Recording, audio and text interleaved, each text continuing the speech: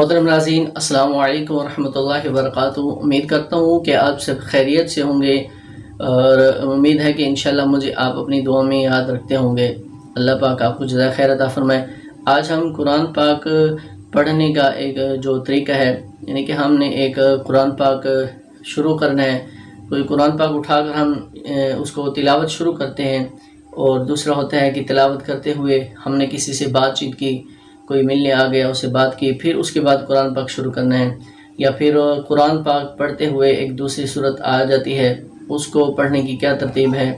یا پھر قرآن پاک ہم پڑھتے ہوئے ایک جس طرح صبح اکثر اوقات لوگ سورہ یاسین کی تلاوت کرتے ہیں۔ سورہ یاسین کی تلاوت کرنے کے بعد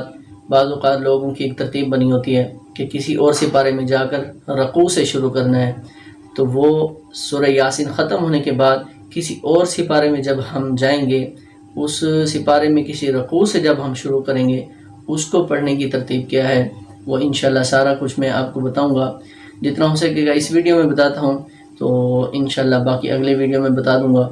آپ مجھے صرف اپنی دعا میں یاد رکھیں اور میری ویڈیو کو ضرور شیئر کیا کریں، چینل کو ضرور سبسکرائب کر دیں، لائک اور کمنٹس میں حوصلہ افزائی کیا کریں۔ اللہ پاک آپ کو جزائے خیر عطا فرمائے۔ تو سب سے پہلے یہ ہے کہ آپ کو میں بتاؤں گا کہ ہم نے قرآن پاک اٹھایا، وضو کیا، پہلے قرآن پاک اٹھایا، پھر تلاوت کرنے کے لیے بیٹھے۔ اب وہاں ہم نے اعوذ باللہ اور بسم اللہ الرحمن الرحیم یہ دونوں پڑھنے ہیں، تعوذ اور تسمیہ، یہ ہم نے تلاوت کے شروع میں دونوں پڑھنے ہیں۔ اب کسی نے سورہ یاسین کی تلاوت کی، سورہ یاسین کی تلاوت کرنے کے بعد وہ کسی اور سپارے میں جاتا ہے، وہاں اس سپارے میں کسی رکوع سے شروع کرنا ہے، تو اب اس رکوع کو شروع کرنے سے پہلے وہاں پر ہم صرف اعوذ باللہ پڑھیں گے، یعنی کہ تعوذ پڑھیں گے صرف، کہ اگر کسی رکوع کی بجائے کسی سورت سے آپ شروع کرتے ہیں